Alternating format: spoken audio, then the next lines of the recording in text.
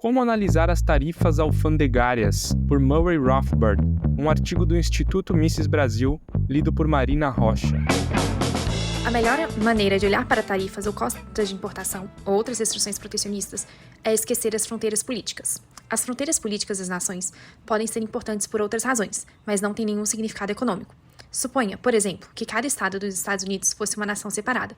Se assim o fosse, ouviríamos muita queixa protecionista das quais agora somos felizmente poupados. Pense nos uivos dos fabricantes têxteis ineficientes e caros de Nova York ou Rhode Island, que estariam reclamando da concorrência injusta e mão de obra barata de vários estrangeiros de baixo tipo do Tennessee ou da Carolina do Norte, ou vice-versa.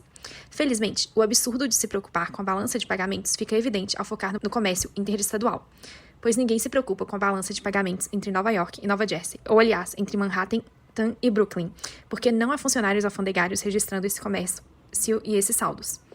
Se pensarmos bem, fica claro que um apelo das empresas de Nova York por uma tarifa contra a Carolina do Norte é um puro roubo dos consumidores de Nova York, assim como da Carolina do Norte, uma tentativa nua de privilégio especial coagido por empresas ineficientes.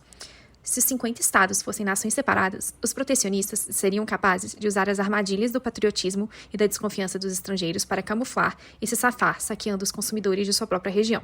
Felizmente, as tarifas interestaduais são inconstitucionais, mas mesmo com essa barreira cara, e mesmo sem serem capazes de se envolver no manto do nacionalismo, os protecionistas conseguiram impor tarifas interestaduais sob outro disfarce.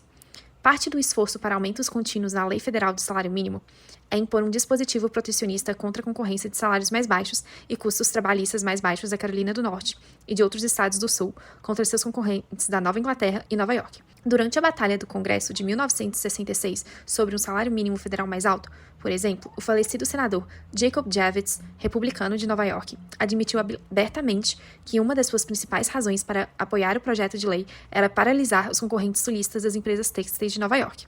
Como os salários do Sul são geralmente mais baixos que no Norte, as empresas e os trabalhadores atingidos pelo desemprego, mais prejudicados por um aumento do salário mínimo, estarão localizadas no Sul. Outra maneira pela qual as restrições comerciais interestaduais foram impostas foi em nome da moda de segurança. Os cartéis estaduais de leite, organizados pelo governo de Nova York, por exemplo, impediram a importação de leite da vizinha Nova Jersey, sob o argumento patentemente espúrio de que a viagem pelo Hudson tornaria o leite de Nova Jersey inseguro. Se as tarifas e restrições ao comércio são boas para um país, então por que não para um estado ou região? O princípio é precisamente o mesmo. Na primeira Grande Depressão da América, o Pânico de 1819, Detroit era uma pequena cidade fronteiriça de apenas algumas centenas de pessoas. No entanto, gritos protecionistas surgiram, felizmente não cumpridos, para proibir todas as importações de fora de Detroit, e os cidadãos foram exortados a comprar apenas de Detroit. Se esse absurdo tivesse sido colocado em prática, a fome geral e a morte teriam acabado com todos os outros problemas econômicos para os habitantes de Detroit. Então, por que não restringir e até proibir o comércio, ou seja, importações, em uma cidade ou em um bairro, ou mesmo em um quarteirão, ou, para resumir a sua conclusão lógica, a uma família? Porque a família Jones não deveria emitir um decreto que, a partir de agora, nenhum membro da família pode comprar quaisquer bens ou serviços produzidos fora da casa da família? A fome eliminaria rapidamente esse impulso ridículo de autossuficiência. E, no entanto, devemos perceber que esse absurdo é inerente à lógica do protecionismo. O protecionismo padrão é igualmente absurdo, mas a retórica do nacionalismo e das fronteiras nacionais tem sido capaz de obscurecer esse fato vital.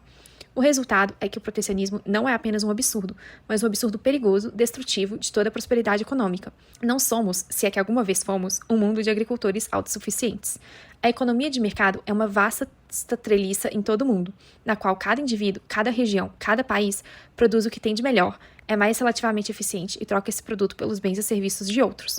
Sem a divisão do trabalho e o comércio baseado nessa divisão, o mundo inteiro morreria de fome. Restrições coagidas ao comércio, como o protecionismo, paralisam, prejudicam e destroem o comércio, a fonte da vida e da prosperidade. O protecionismo é simplesmente um apelo para que os consumidores, assim como a prosperidade geral, sejam prejudicados de modo a conferir privilégios especiais permanentes a grupos de produtores ineficientes, às custas de empresas competentes e dos consumidores.